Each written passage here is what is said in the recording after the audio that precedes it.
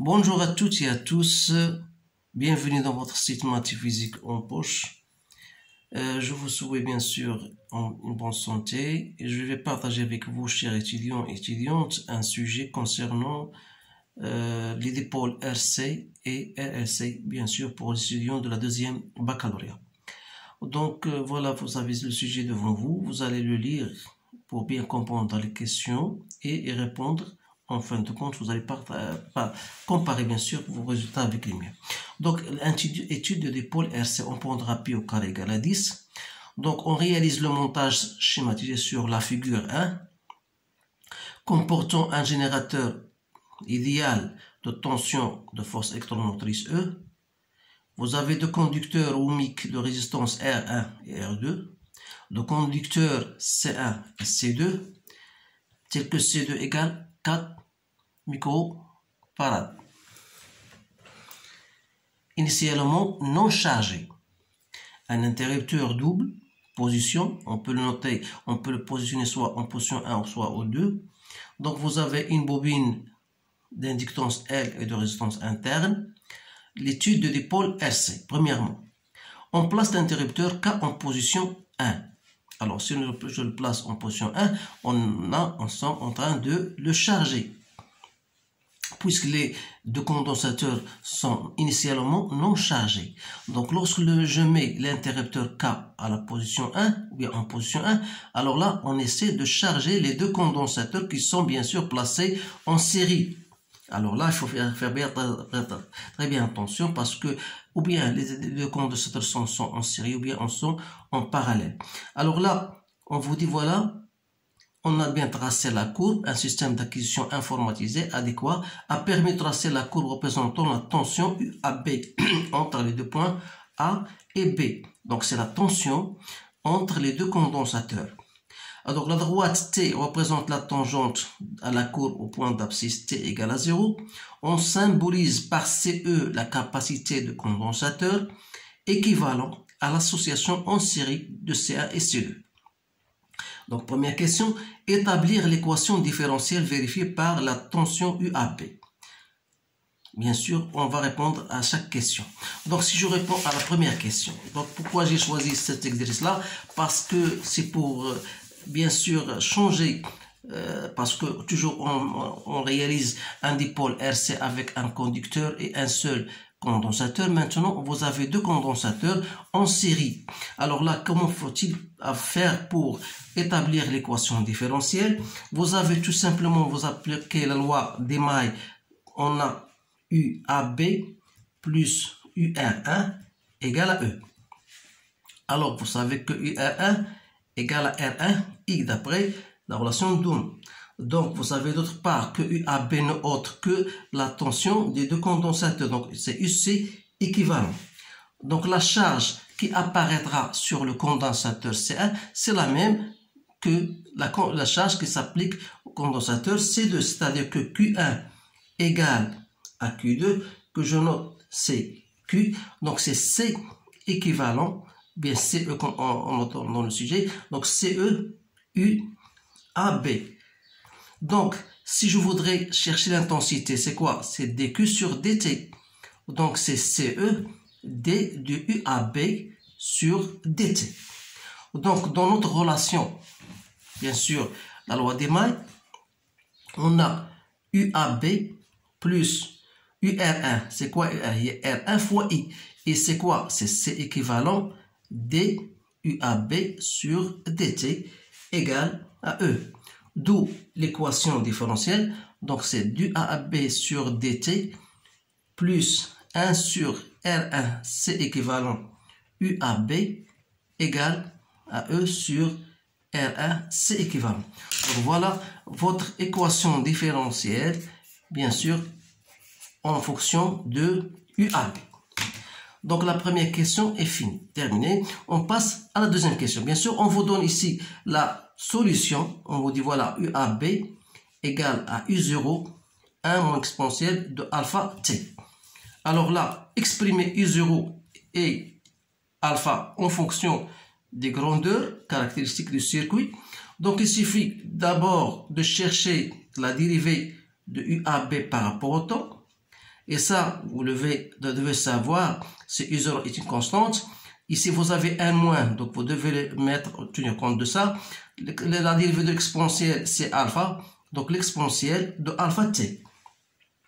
Alors il suffit de remplacer dans l'équation, c'est-à-dire vous aurez moins U0 alpha exponentielle de alpha t, plus 1 sur R1, c'est équivalent, fois UAB, c'est-à-dire U0 moins U0 exponentielle de alpha t, égale E sur R1, c'est équivalent. Donc, si je mets U0 exponentielle de alpha t en facteur, j'aurai ici moins alpha, moins 1 sur R1, c'est équivalent. Donc, plus U0 moins E sur R1, c'est équivalent. Je fais entrer E, donc ça me donne 0. Donc, cette relation aura une autre solution si les deux termes sont nuls, c'est-à-dire que vous aurez alpha moins 1 sur R1, c'est équivalent, et U0 égale à E. Bien sûr, là, vous devez savoir calculer C équivalent parce que C1 et C2 sont en série. Donc, vous avez 1 sur C équivalent, c'est 1 sur C1 plus 1 sur C2, c'est-à-dire que C équivalent n'est autre que C1, C2 sur C1 plus C2. Voilà, c'est équivalent. Vous pouvez la remplacer pour obtenir la valeur de l'expression de alpha. Maintenant,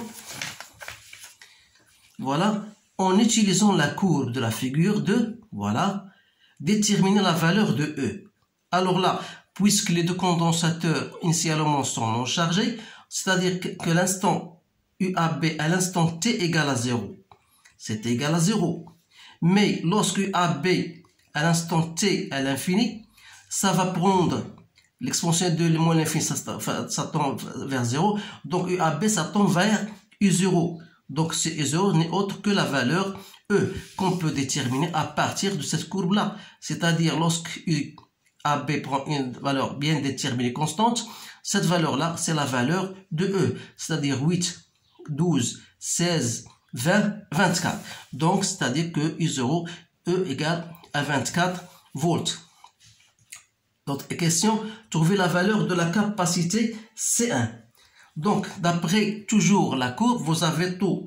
C'est quoi? C'est R1, C équivalent. D'après notre courbe là, donc la coupure de la tangente avec l'horizontale vous donne ce point-là. Dans la projection, ça vous donne T, taux, c'est-à-dire 0,2 secondes. Alors, à partir de cette expression, je peux déterminer C équivalent, c'est 0,2 divisé par R1 qui est égal à 1,5 10 à la puissance 5, ça me donne 1,3 10 moins 6 farad, soit 1,3 microfarad. Alors là, une fois j'ai la valeur de C équivalent, je sais que C équivalent égale à C1, C2 sur C1 plus C2, c'est-à-dire que C1, C2 égale à C équivalent C1 plus C équivalent C2. Autrement dit, C1 en facteur de C2 moins C équivalent égale à CE, C2. C'est-à-dire que C1 égale à CE, C2 sur C2 moins CE. Donc l'application numérique, ça va me donner 1,3 fois 4, 4 moins 1,3, je trouve 1,992 microfarad, ou bien que je peux prendre à peu près ces 2 microfarad. Voilà l'expression de C1. Maintenant, établir dans le système international la charge Q1 du condensateur. Alors là, comment je dois faire pour établir la charge Q1? Donc, vous savez que Q1 c'est égal à Q2 égal à C équivalent U A B. C'est-à-dire que Q en fonction du temps, bien sûr, c'est C équivalent, c'est-à-dire C1, C2 sur C1 plus C2, que je dois multiplier par UAB qui est égal à U0, c'est-à-dire E, 1 moins exponentielle de alpha t. Voilà l'expression, bien sûr, de Q en fonction de Q1 en fonction du temps. Vous pouvez remplacer alpha, bien sûr, alpha n'est autre que la valeur déjà trouvée. Alpha, c'est moins 1 sur R1, c'est équivalent. Alors là, j'ai terminé pour la première partie. On va maintenant passer à la seconde partie. Donc voilà la seconde partie, l'étude des oscillations électriques libres dans le circuit RLC. Alors là, une fois que le régime permanent est établi, c'est-à-dire quoi? Ça veut dire on laisse charger bien sûr le condensateur jusqu'à un moment, on va basculer l'interrupteur K à la position 2 à un instant près, comme qu'on va prendre bien sûr comme une nouvelle origine des dates. Un système d'acquisition informatisé adéquat a permis de tracer la courbe représentant la tension U2 aux bornes du conducteur ohmique de résistance R2. Voilà la figure. Montrer l'équation différentielle vérifiée par la tension, cette fois-ci U2, est la suivante. Alors là, je dois, bien sûr, pour vous faire éclaircir cela, voilà, vous avez le schéma suivant, le dispositif expérimental. Vous avez un condensateur C1, vous avez une bobine L, d'intention L, et vous avez un conducteur ohmique R2.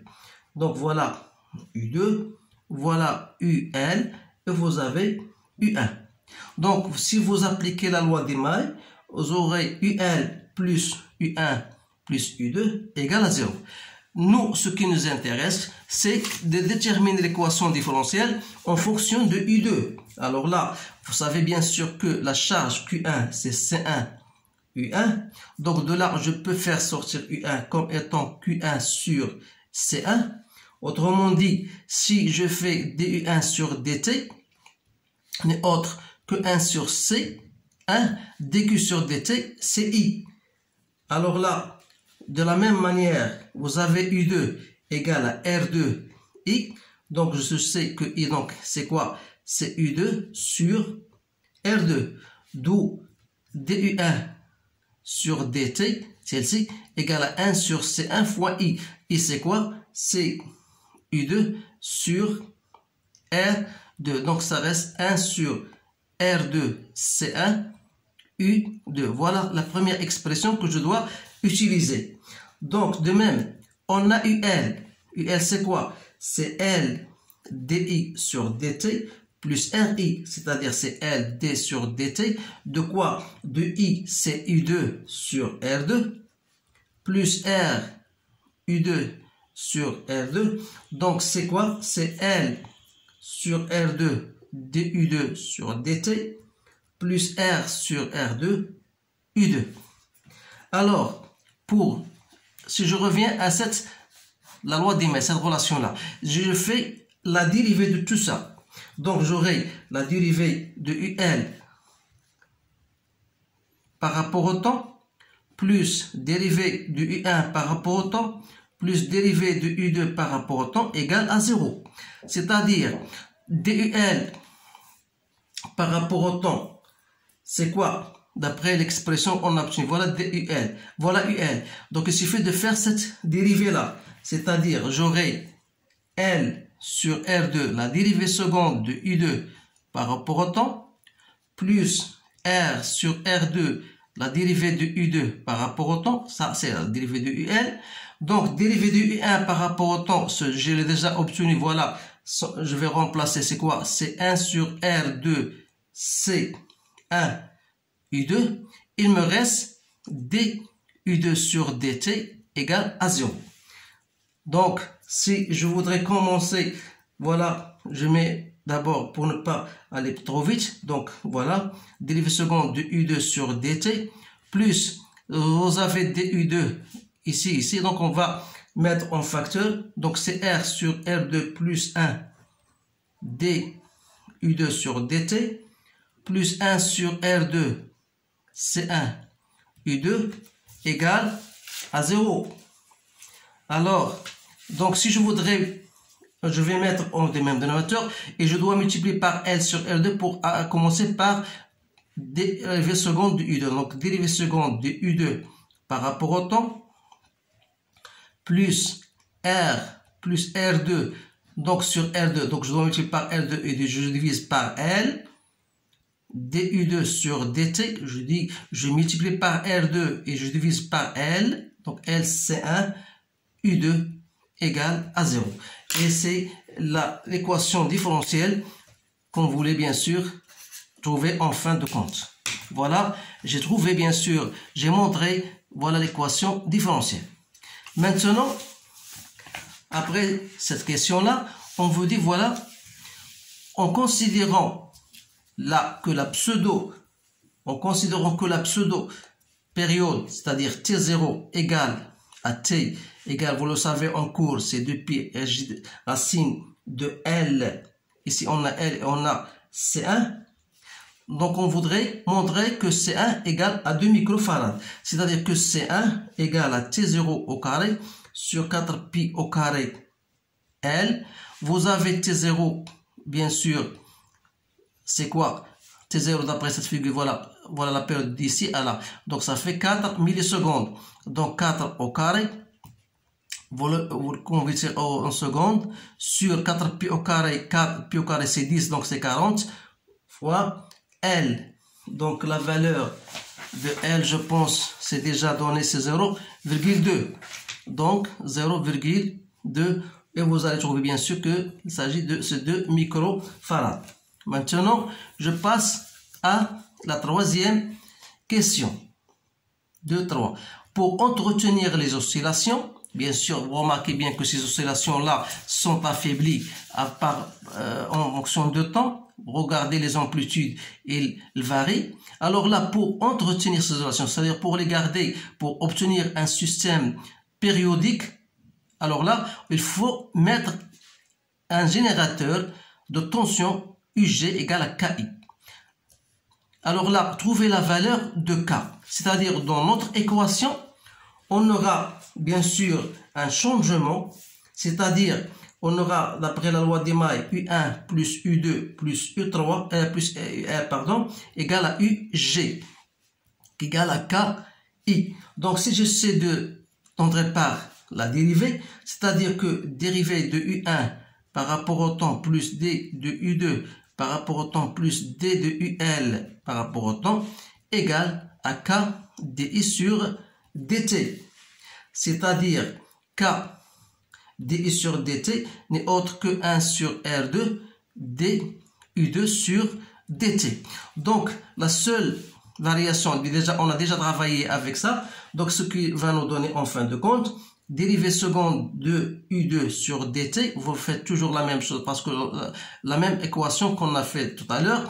Donc, il aura simplement, vous allez faire entrer ce K-là. Donc, il vous reste R plus R2 moins K sur L. Vous allez obtenir cela. DU2 sur DT plus 1 sur L C1 U2 égale à 0. Donc, ce terme-là, c'est lui le responsable des oscillations amorties. Donc, on dit que le terme R plus R2 moins K sur L, bien sûr DU2 sur DT, est responsable des oscillations amorties. Donc, pour éviter cela, pour garder et pour, bien sûr, obtenir un système périodique, il faut que ce terme-là soit nul, c'est-à-dire il faut que R plus R2 moins K soit égal à 0, ce qui veut dire qu'il faut que K égale à R plus R2. Voilà, donc vous avez KR, c'est déjà donné, c'est 10 ohms, plus R2, on vous la donne, R2 c'est 32 ohms, donc c'est quoi? C'est 33 ohms. Donc voilà la réponse à ce sujet-là. Donc c'est un sujet très intéressant que vous devez savoir, et je vous conseille, chers étudiants et étudiantes, de bien manipuler ces équations différentielles et de vous habituer à les faire pour ne pas se traquer, pour ne pas arriver en panne, pour ne pas être bloqué le jour de l'examen, chose que je ne vous souhaite pas. Donc je vous souhaite une bonne chance et je vous dis à bientôt.